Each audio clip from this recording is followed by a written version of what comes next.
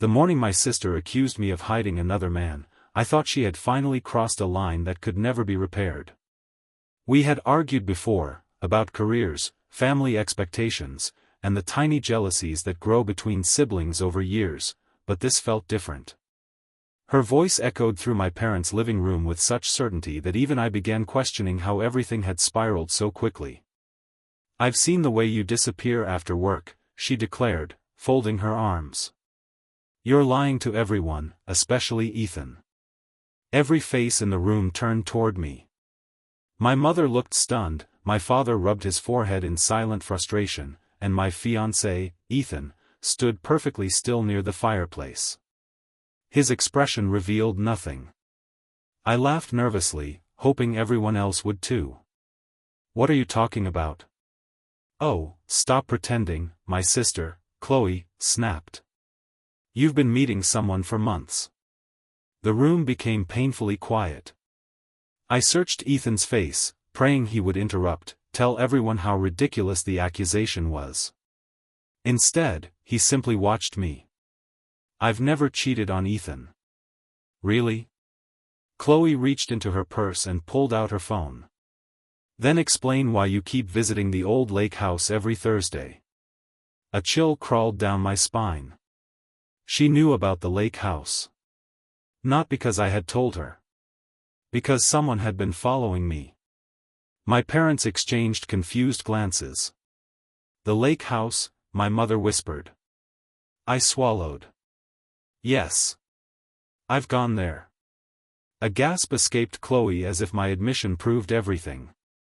"See? She admits it." "But I wasn't meeting another man." "Then who?"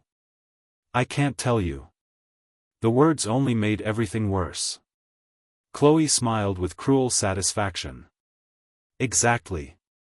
She turned toward Ethan. "You deserve someone honest." He still said nothing. His silence hurt more than Chloe's accusations. For 3 years, Ethan had trusted me without question. We had survived long-distance work assignments, financial struggles, and the chaos of planning a wedding. Now, one accusation threatened to destroy everything we had built. "I promised someone I'd keep it secret," I finally said. Chloe laughed. "The mysterious man made you promise?" "No."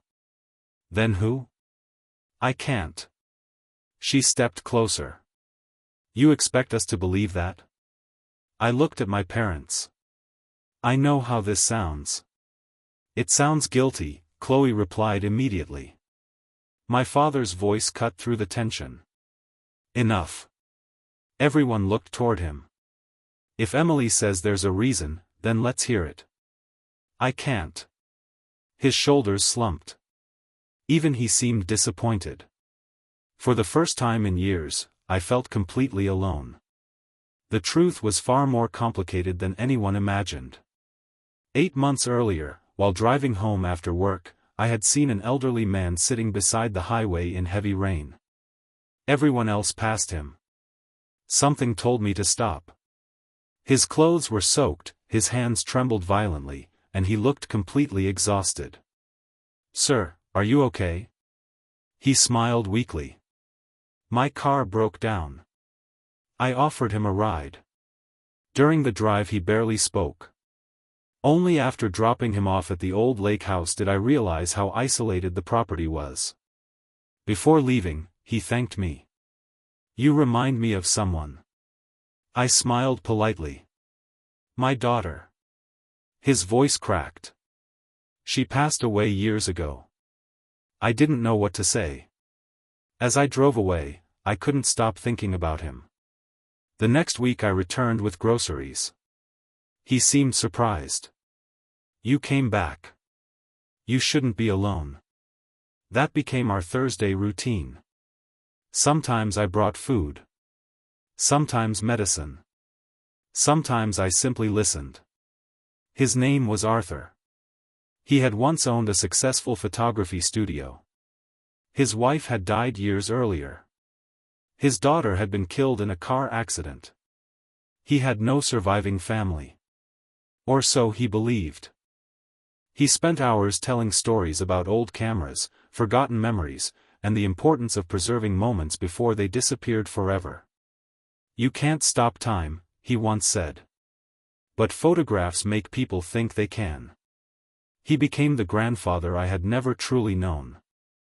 I never told anyone because Arthur hated pity. People only visit old men because they feel obligated. I visit because I want to. He smiled. "That's exactly why I don't want anyone knowing." So I kept his confidence. Every Thursday. Every single week. 3 weeks before our engagement party, Arthur's health suddenly declined. His breathing became difficult. His memory occasionally wandered. One afternoon he looked at me with frightened eyes. "If I forget your name someday." "You won't." "If I do." He reached into a small wooden box. "Promise me you'll protect these." Inside were hundreds of photographs. Some dated back nearly 60 years. Wedding portraits. Children laughing. Military reunions. Birthday celebrations. Entire lives frozen forever. They're all people who trusted me. I promise. He squeezed my hand. "Thank you." That promise became another reason I couldn't explain my weekly visits. They weren't my secret to tell. Unfortunately, secrets rarely stay hidden forever. A week later Chloe saw me buying medication. Instead of asking questions, she started inventing answers. She noticed I always left work early on Thursdays. She saw my car near the lake road. She watched me carry grocery bags. Her imagination filled in every blank. An affair. A hidden relationship. A second life. The story grew larger each time she repeated it to herself. By the time she confronted me, she believed every word. Standing in my parents' living room now, I realized facts mattered far less than appearances. Everything looked suspicious. Every innocent explanation sounded impossible because I refused to reveal Arthur's private life. Chloe folded her arms triumphantly. "Still nothing?" I remained silent. My mother quietly wiped away tears. "I raised you better than this." That sentence hurt more than any accusation. "I know." "Then tell us." "I can't." Even Ethan finally spoke. "Emily." His voice remained calm. "Is there anything you can say?" I looked into his eyes. "I have never betrayed you." "Nothing else?" "I gave someone my word." He nodded slowly. "I understand." But his expression suggested he wasn't sure he actually did. Chloe shook her head dramatically. "Listen to her." Then she turned to Ethan. "If she loved you, there wouldn't be secrets."